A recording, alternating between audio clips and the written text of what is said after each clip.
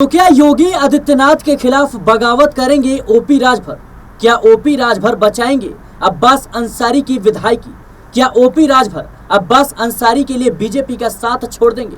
दर्शकों, बड़ी खबर सामने आ रही है उत्तर प्रदेश से, जहां एक तरफ सुभाषपा विधायक अब्बास अंसारी के खिलाफ अदालत का फैसला आता है और पल भर में उनकी विधायकी चली जाती है।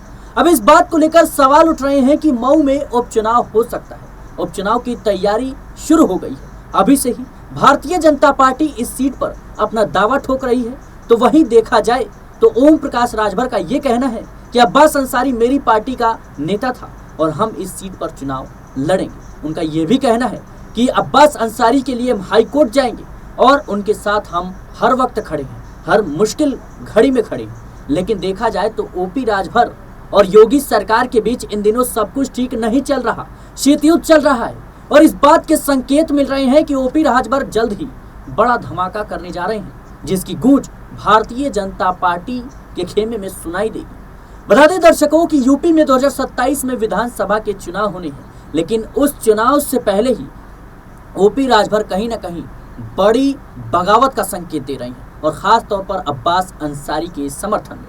अब्बास अंसारी की विधायकी जाते ही ओपी राजभर तिलमिला गए और सोचने पर मजबूर हो गए कि यूं तो मैं कहता रहा कि अखिलेश यादव के दबाव में मैंने टिकट दिया, मैंने टिकट नहीं दिया, अखिलेश यादव ने जबरदस्ती दिलवाया। लेकिन ओपी राजभर इस बात को समझ रहे हैं कि इन्हीं विधायकों की बदौलत आज मैं योगी की कैबिनेट में मंत्री हूँ। ऐसे में पार्टी के जनाधार, पार्टी के अस्तित्व को, पार्टी के विधायक को बचाना कहीं ना कहीं उनका कर्तव्य हो जाता है। और इसी को लेकर आज चर्चा करेंगे कि ओपी राजभर के मन में आखिर चल क्या रहा है। सर, आपका बहुत बहुत स्वागत है इस प्रोग्राम में। अमन सर हमारे साथ जुड़ गए हैं। सर, जिस तरीके से देखा जाए तो ओपी राजभर अब्बास अंसारी के समर्थन में आ गए हैं। ओपी राजभर का इन दिनों योगी सरकार के खिलाफ जंग कहीं ना कहीं चल रहा है, शीतयुद्ध चल रहा है।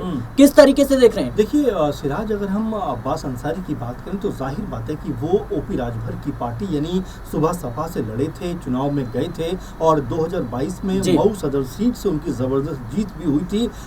उससे पहले का अगर हम वीडियो देखें जिसके बाद उनके ऊपर आरोप लगे कि भाई वो अधिकारियों को धमका रहे थे, तमाम तरह की बातें और भी हुई, उसमें वो ये बात कहते हुए दिखाई पड़ते हैं कि भैया से मैं कहकर आ गया हूं कि अगर सरकार बनेगी तो 6 महीने तक यहां से किसी का ट्रांसफर नहीं होगा, पहले हिसाब किताब होगा। और इस कह सकते हैं उनके बयान की वजह से कोर्ट ने कहा है कि भाई उन्हें 2 साल की सजा दी जाए। हालांकि देखिए, अगर हम इस फैसले की बात करें तो अदालत का फैसला है, न्यायालय ने फैसला दिया है। कोर्ट ने कहा है कि भाई अगर जो है अब्बास अंसारी ने अगर गलत बोला है तो बिल्कुल उसको एक्सेप्ट किया जाना चाहिए। लेकिन अब सवाल यहीं पे खत्म नहीं होता, क्योंकि ओपी राजभर ने क्या कहा है कि भाई कोर्ट के फैसले का हम स्वागत करते हैं, लेकिन अब्बास अंसारी जहां तक जो है ये लड़ाई लड़ना चाहते हैं, जहां तक कोर्ट में जाना चाहते हैं, हम उनके साथ में खड़े हैं, क्योंकि वो हमारी पार्टी के विधायक है। तो जरा सोचिए, यहाँ पर जिस तरह से बिगुल कह सकते हैं ओपी राजभर ने फूंक दिया है, और ये भी ठीक उस दिन के बाद जब संडे को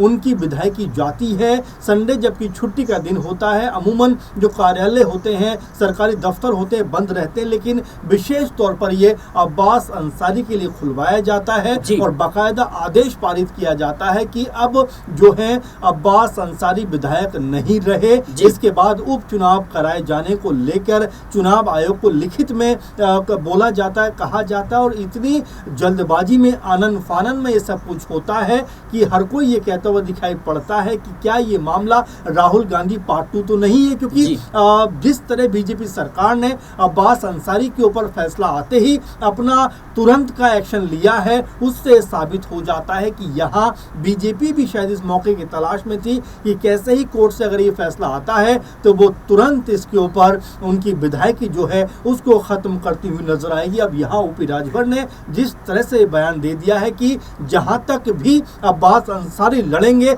हम उनके साथ में खड़े हुए हैं, और एक तरीके से मऊ सदर की जो सीट है, अगर इसके ऊपर उपचुनाव होता है तो उस पे भी दावा ठोक दिया है कि ये ओपी राजभर की पार्टी जहां से चुनाव लड़ी थी ये उसकी सीट है, तो उन्हीं के प्रत्याशी यहां से चुनाव में जाना चाहिए। यानी कि उन्होंने 2 तरफा बीजेपी के ऊपर हमला बोल दिया। एक तरफा तो उन्होंने कहा है कि अब्बास अंसारी के साथ वो खड़े हैं, और दूसरा कि इस सीट के ऊपर सुभाषपा का लेकिन सर सवाल इस बात को लेकर है कि मऊ में उपचुनाव हो सकते हैं और जल्द हो सकते हैं। भारतीय जनता पार्टी जो है कहीं ना कहीं सालों से बनाई हुई जमीन अब ओपी राजभर के हवाले नहीं करने वाली। पहली बात सिराज, ये बीजेपी की बनाई हुई जमीन नहीं है। इस सीट के ऊपर बीते 30-35 सालों से अब्बास परिवार का कब्जा रहा है। तो आप ये बात तो भूल ही जाइए कि बीजेपी यहाँ पर कोई बहुत बड़ा अब तक कमाल करती रही है। लेकिन हाँ, ये जरूर कहा जा सकता है कि क्या ओपी राजभर के कांधे पे रख के और निशाना साध सकती है बीजेपी? क्या ओपी राजभर को साथ लेकर अपना प्रत्याशी यहाँ से उतार सकती है? लेकिन और बड़ा सवाल बस मैं ये कह रहा हूँ कि बड़ा सवाल ये बन जाता है कि क्या ओपी राजभर इसके लिए राजी होंगे? क्योंकि ये भी कहा जा रहा है कि भाई ये अगर अंसारी परिवार की सीट रही है और लगातार यहाँ से उनके परिवार के लोग जीते हैं, तो क्या ये बीजेपी के पाले में जाती हुई दिखाई पड़ेगी? अगर ऐसा होता है तो फिर क्या ओपी राजभर कोई बड़ा फैसला यहाँ पर करते हुए नजर आ सकते हैं? सर, लेकिन सवाल तो ये है ना, आप कह रहे हैं कि ओपी राजभर को साथ लेकर बीजेपी कुछ कह सकते हैं चुनावी मैदान में उतरती हुई नजर आए। लेकिन सवाल ये है कि भारतीय जनता पार्टी इस सीट पर अपना दावा ठोक रही है। उनका कहना है कि घोसी लोकसभा सीट पर सुभाषपा की हार हुई थी, जो ओपी राजभर के बेटे अरविंद राजभर हैं, वो हार गए थे और कहीं ना कहीं अब इसी का हवाला देते हुए बीजेपी इस सीट पर दावा ठोक रही है। इस तरह से अगर देखेंगे तो बीजेपी यूपी में 33 सीटों पर चुनाव हार गई थी। अगर आधे में कहेंगे तो क्या वो सब सीटों पर चुनाव अपना लड़ना छोड़ देंगे? ये कोई लेकिन ये भी किसी से छुपा नहीं है कि भारतीय जनता पार्टी ने किस तरीके से अपने सहयोगियों को ठिकाना लगाया है। बिल्कुल सहयोग ठिकाना लगाया, लेकिन आज की डेट में सहयोगी ज्यादा मजबूत होते हुए दिखाई पड़ रहा है। आप जरा देखिए उत्तर प्रदेश की राजनीति को। जयंत चौधरी खुलेआम तौर पर योगी जी के ऊपर हमलावर होते हैं। ओपी राजभर कहते हैं कि योगी और मोदी में अब वो बात नहीं रही। संजय निषाद नाराज दिखाई पड़ते हैं। अनुप्रिया पटेल जिस तरह की बयानबाजी करती है, तो देखिए हर समय का माहौल अलग होता है। आज की अगर बात की जाए तो यहाँ पर जब से बीजेपी लोकसभा चुनाव में आधे से अधिक सीटें हारी है, उसके बाद से ऐसा लगता है कि जो बीजेपी है वो दबाव में अपने आप को महसूस कर रही है। और जिस तरह की बात आप कर रहे हैं कि यहाँ अगर बीजेपी ने अपना प्रत्याशी उतार दिया, और वही बात मैं कह रहा हूँ कि देखिए अगर ओपी राजभर की सहमति के बाद ही बीजेपी ये फैसला कर सकती है। अगर बीजेपी ने उनके ऊपर दबाव बनाया तो यहाँ ओपी राजभर अपना कोई बड़ा फैसला सुना सकते हैं। क्योंकि देखिए ओपी राजभर को भी लग रहा है कि 27 में चुनाव है, अगर अपनी जमीन अभी से मजबूत नहीं की और उनकी ये जीती हुई सीट है, अगर वो इस सीट को छोड़ देंगे तो कहीं ना कहीं जो ओपी राजभर की पार्टी है वो कमजोर होती हुई दिखाई पड़ेगी। सर, छोटा सवाल, आखिरी सवाल मैं पूछना चाहूंगा कि जम्मू कश्मीर में विधानसभा के चुनाव हुए, महाराष्ट्र, हरियाणा, दिल्ली और उत्तर प्रदेश की 10 विधानसभा सीटों पर उपचुनाव, लेकिन कहीं भी ओपी राजभर को एक भी सीट नहीं दी गई। उपचुनाव में भी वो नहीं लड़े। और देखा जाए तो अब मऊ उपचुनाव की बात करें तो भारतीय जनता पार्टी कहीं ना कहीं इस पर दावा ठोक रही है। लेकिन बिहार चुनाव में अकेले उतरने की बात ओपी राजभर करते हैं। यूपी चुनाव 2026 का पंचायत चुनाव है, उसमें भी अकेले लड़ने की बात कर रहे हैं। अखिलेश यादव की तारीफ कर रहे हैं, अब्बास अंसारी के बचाव में आ गए हैं। क्या कुछ संकेत मिल रहे हैं? देखिए, मुझे ये संकेत मिल रहे हैं कि क्या यहाँ से अब ओपी राजभर भी बीजेपी से अलग राह तलाशते हुए दिखाई पड़ रहे हैं। जिस दिन समझ में आता है कि जिस तरह से आपने देखा 2024 में अखिलेश यादव की पार्टी ने बेहतरीन प्रदर्शन किया, उसके बाद से आप देखेंगे कि यहाँ ओपी राजभर के बयानों में लगातार तब्दीली आने लगी है, लगातार बदलाव दिखाई पड़ रहा है। और ये भी कहा जा रहा है कि देखिए ओपी राजभर की जो राजनीति है वो उस तरह की होती है कि जहां सत्ता वहां पर वो दिखाई पड़ते हैं। अब शायद उनको ये नजर आने लग गया है कि अगर यहाँ बीजेपी की जो नींव कमजोर हो रही है, अगर उसका फायदा सपा को मिला तो 2027 के चुनाव में सपा बाजी मार सकती है। और साथ में ये भी देखिए आप कि जिस तरह राजा भैया का सपोर्ट बीजेपी को नहीं मिला और अब ब्रजभूषण भी एक तरीके से उनके बयान लग रहे हैं कि क्या वो बीजेपी छोड़कर सपा में आ सकते हैं। अगर ये सब कुछ जो समीकरण बनते हैं तो बिल्कुल आप मानकर चलिए कि उत्तर प्रदेश में जो राजनीति के कह सकते हैं खलबली है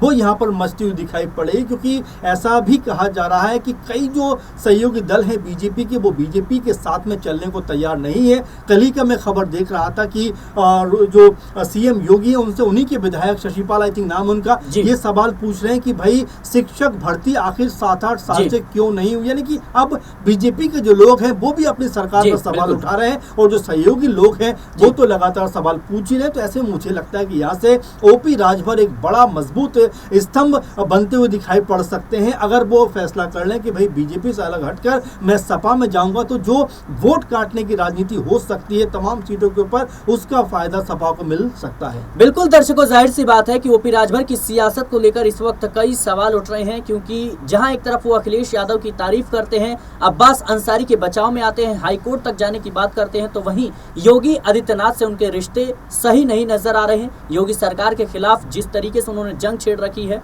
वो किसी से छुपा नहीं है। ऐसे में संकेत इस बात के मिल रहे हैं कि राजभर कहीं ना कहीं भारतीय जनता पार्टी के खिलाफ बगावत कर सकते हैं। फिलहाल इन तमाम कयासों को लेकर आपकी क्या राय है हमें कमेंट बॉक्स में जरूर बताएं। देश और दुनिया की तमाम खबरों के लिए बने रहें नेक्स्ट 9 न्यूज के साथ।